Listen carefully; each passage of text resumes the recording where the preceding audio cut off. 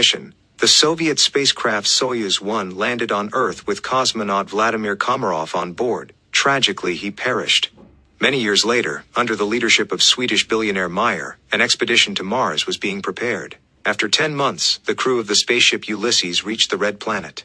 The captain informed the team that they had received permission to land, and asked the ship's AI, named Irene, to verify everything required for a soft landing. At that moment, Meyer revealed that he had spent 4 years preparing for the journey, sacrificing nearly all his fortune for it. However, the American company Zillion had beaten them to it, landing on Mars 2 weeks earlier.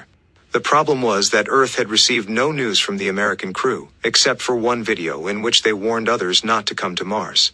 A dispute arose among the crew members, but the captain declared that the landing would proceed regardless. The crew dispersed to their cabins. With 30 minutes left until landing, AI Irene began preparations.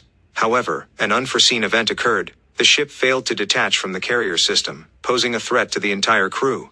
The only way out was to perform the separation manually. The commander ventured into space and struggled to free the attachments. At that moment, the shuttle entered Mars's atmosphere, throwing the captain into open space. The shuttle nearly crashed onto the surface as a system error caused a power outage. The crew could now only rely on manual landing. AI Irene went into sleep mode, but the astronauts still managed to land on Mars. They had succeeded, but their fuel was depleted, and Irene did not restart. Without the onboard computer and life support system, they had only a day to survive. Alessandra mourned her deceased husband when she saw a figure in a spacesuit through the window. Upon diagnosing the ship, it became apparent that too much fuel had been consumed during the landing. The ship could no longer return to orbit. The only option was to wait for the solar panels to power the generators. But a storm on the surface meant it would take 2 days, time they didn't have. At this point, Simon mentioned the American ship Zeta 1, which had likely crashed but could still have usable batteries. The rover was sent on a journey, while those remaining on the ship tried to restart the systems. Engineer Bossel recalled that the AI had an energy-saving function. He initiated a reboot, but Irene didn't start. Meanwhile, the rover found the wreckage of the American spacecraft and one surviving solar panel, but there was no sign of the American crew. As the astronauts prepared to return, they spotted an unconscious person in a spacesuit. Despite the ship running low on oxygen, Jana insisted on transporting the person. Nearby, they also found the black box from the American spacecraft. The team arrived at the ship, but Jan refused to let them inside, stating that 4 survivors were better than 8 corpses. He wouldn't open the door. Alessandra tried to persuade the man. At that moment, the discovered astronaut awoke, and AI Irene suddenly activated and opened the doors. Upon examination, the found astronaut claimed to know nothing about the American crew. He identified himself as Vladimir Komarov, a Soviet cosmonaut born in 1927 in Moscow, carrying out orders of the USSR government. He couldn't explain how he had ended up on Mars and was unwilling to reveal any secrets. Komarov confidently answered questions consistent with his time, raising suspicions that he might have post-traumatic stress disorder. The astronaut sent a message to Earth, and received a response from the American corporation Zillion, which stated there were no Russians in their mission. The crew of Ulysses tried to make sense of the situation. How could Komarov, who died in 1967, end up on Mars all these years later? Was he a time traveler or an extraterrestrial? The psychologist was tasked with questioning Komarov first. He confessed that he was hungry. Jana went to get food while the others tried to understand what had really happened. Basil suggested the idea that Komarov had been waiting for them. Meanwhile, Vladimir ate the food brought by Jana. The woman told him that he had died 50 years ago, and his family had buried him long ago. Komarov took the news rather calmly. The state of the ship, although it had reached stability, remained unreliable. The engines didn't work, and there was no fuel. Leaving Mars was impossible. The crew continued to monitor Komarov, who behaved calmly, until he suddenly disappeared. Simon searched the ship but found no results. They discovered that Komarov's spacesuit was missing.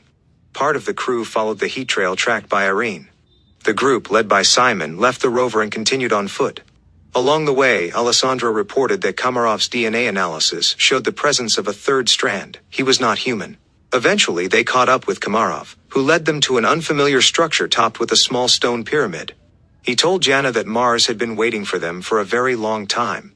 At the same time, Goldstein, the founder of the Zillion Corporation, whose ship had landed first, was informed of the discovery of a person on Mars who couldn't have arrived there naturally. It was suggested that he had been created on site. However, only an AI could survive for such a long time on a hostile planet. This suggested the need for further study. Komarov could not explain how he had opened the door or found himself where he was discovered. Irene conducted an analysis of the structure and determined that it was identical to structures from ancient Earth civilizations. This meant someone was either inspired by human civilization or humans had borrowed these elements from extraterrestrials. The ship's crew increasingly pondered whether they would ever return home. Soon they noticed the landing of Goldstein's second ship. The captain of the ship, Gemma, established contact and promised to help them return to Earth.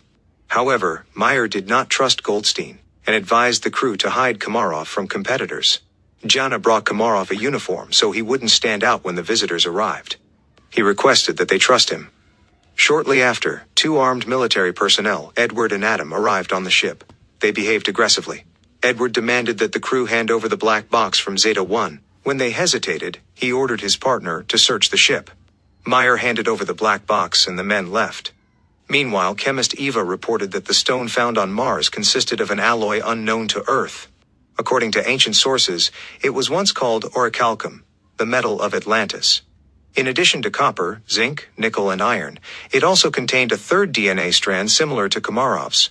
Meyer warned that if Goldstein found out about this, he would take Komarov. The crew split into factions. Some were willing to exchange Komarov for fuel, while others were determined to stay and learn the truth. Jana invited Vladimir into her cabin and asked permission to use hypnosis. He agreed, and the psychologist began her work. The rest of the crew listened via transmission. However, Komarov only described the final moments aboard Soyuz 1 before its demise. During this time, Gemma and Alan arrived on the ship. They apologized for the actions of the military and expressed their readiness to help repair all malfunctions. Jana remembered her conversation with Komarov, who lamented the future of Earth due to humanity's irresponsibility. It was revealed that Meyer hadn't planned the flight just for exploration. 4 years earlier, a rover had sent a photo to Earth showing Estelle. Meyer confessed they had found a stone with unknown DNA. Gemma explained that it was an information storage system that could be rewritten. Upon hearing these words, AI Irene activated and deciphered the message on the stone. It was a series of numbers. At that moment, the hesitant Jan led a mutiny. He no longer trusted Meyer, who had concealed the true purpose of the flight. He was ready to switch allegiance to Goldstein, who was willing to do anything to fight his terminal illness. Later, Engineer Basel informed Meyer that Komarov was the same type of program as the stone they had found. The most crucial revelation came when Basel deciphered the black box from Zeta 1, which showed that the oxygen had been cut off at the exact moment one of the Americans struck Komarov. This meant he had been there, and he had activated AI Irene upon boarding the Ulysses ship. After the conversation, Meyer showed Jana the photos they had received 4 years ago from Mars. When decrypted, they revealed Jana's face. That was why Meyer had brought her on the expedition. The woman was devastated. Meyer had played everyone. Suddenly she found herself in her father's house, where Komarov told her she was the link between Mars and Earth. He had waited thousands of years for her, and would now prepare her to make a difficult decision. He provided coordinates on Mars where Jana needed to go. Meanwhile, on Earth, scientists informed Goldstein that Komarov was the equivalent of a computer. He was a biological machine. They were ready to transfer his brain into a body, but could not guarantee the preservation of his personality. Goldstein, however, was willing to take any risk to escape his terminal illness. Back on Mars, Jana left the ship despite Simon's protests. At that time, technicians Alan and Alessandra tested the engine and discovered that access was blocked.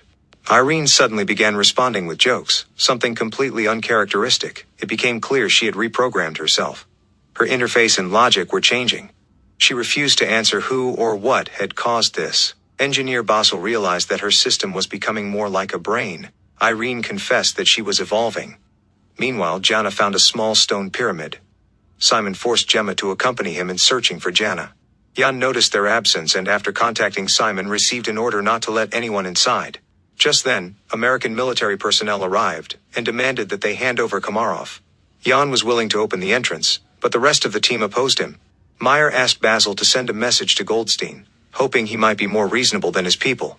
However, Irene had blocked communication with Earth. The engineer realized that radical measures would be necessary. Jan still opened the doors, and the military personnel entered. Basil began rebooting Irene just as the Americans found Komarov. Suddenly, the lights went out, and the cosmonaut disappeared. Meanwhile, Jana stumbled and fell from a hill. She regained consciousness only to find her leg trapped between rocks. She could not free herself. At that moment, the enraged military officer demanded to know where Komarov had gone. He began beating people and demanded they summon the captain. Desperate, Jana screamed, asking if her destiny was to die in a pit on Mars. Simon and Gemma found her. Alessandra noticed an approaching storm. The military officer prepared to leave the Ulysses ship, leaving the people in danger. Suddenly, the lights began flashing. Komarov appeared again, asking to be taken back to Earth. Simon, Gemma and Jana went to the location indicated by Komarov. They found an entrance to an underground bunker, remarkably similar to the Petrom. The psychologist felt an instinct and led the couple through the tunnels. Soon, they found real water, but that was not what Komarov had wanted to show them. Meanwhile on Earth, Goldstein told a nurse a story about Mars exploration. He said people had searched for green men, but the truth was simpler. He compared Komarov to Hachiko, the loyal dog who waited for his master. Someone had created Komarov 100,000 years ago and left him on Mars, where he faithfully waited to this day. Back on Mars, the astronauts found a wall made of human bones. They realized they were not the first humans on the planet. It wasn't Earthlings colonizing Mars. It had been Martians who once came to Earth, depleting their own planet first. A tragedy unfolded on the Ulysses ship. Jan, desperate to board the American ship and return to Earth, grabbed a gun and shot Komarov. Jana immediately collapsed in pain. Gemma fled. Alessandra tried to help Komarov, while Simon helped Jana. But the Russian cosmonaut died, and Jana stopped breathing. Simon removed his helmet, surprised by the presence of breathable air in the cave, and performed CPR. The girl regained consciousness. Gemma walked toward the Ulysses ship and was informed of Komarov's death and the approaching storm. Myers secretly went in search of his crew, as the Americans had refused to take his team back to Earth. At that moment, a recovering Jana saw light in the bunker and led Simon toward it. Upon exiting, they saw a figure in a spacesuit and recognized Komarov. Meyer found the entrance to the bunker and caught up with Simon and Jana. Heading toward the light, he was amazed to see a living Komarov, who told them that everything had ended there long ago. The group realized they were at the North Pole of Mars. But how had they gotten there? Komarov explained that the planet had once been inhabited by a species that had gone extinct, and that species was humans. A group of survivors had settled in that place but ended up killing each other when resources ran out. The rest had flown back to Earth. Plato had called them Atlanteans. Komarov said he had waited thousands of years for Jana, who embodied qualities of both human and Martian AI. Only she could save humanity from itself. She had to decide whether humans deserved a second chance. Their conversation was interrupted by the military officer, who aimed his weapon at the cosmonauts. Jana sought help from Komarov. Suddenly, the officer began gasping for air and collapsed. Simon ordered preparations for liftoff. Meanwhile, Gemma tried contacting her associates from the Zillion ship, but none responded. She decided to fly back to Earth alone. The Ulysses crew contacted her, informing her about the deaths of the military personnel, but she didn't respond. Then Myers spoke, recalling his past relationship with her. He confessed that he was no better than Goldstein, willing to do anything to ensure his name lived on, even betray his team.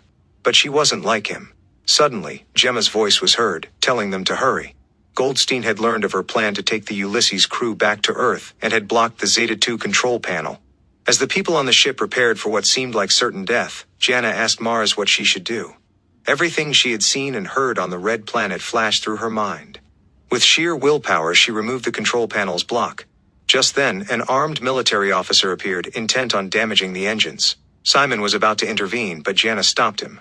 She aimed her weapon at the American and told him that Mars would be the one to kill him. The officer fell. The countdown for liftoff began. Jana realized there wasn't enough time to return. She bid farewell to the crew and confessed her love for Simon. The ship took off.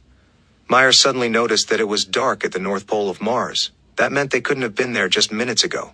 They had truly been at the North Pole, but in the distant past, when the red planet was still suitable for life. At the same time, Goldstein was informed of the ship's return. Enraged, he declared that he would go to Mars himself. And that was where the first season ended. What did you think? Did the ending surprise you, or were you expecting it all along? Let us know in the comments below. If you enjoyed this recap, don't forget to like, subscribe, and hit the notification bell so you never miss our next movie breakdown. Want more? Check out our recap of similar movie right here. Thanks for watching, and we'll see you in the next one.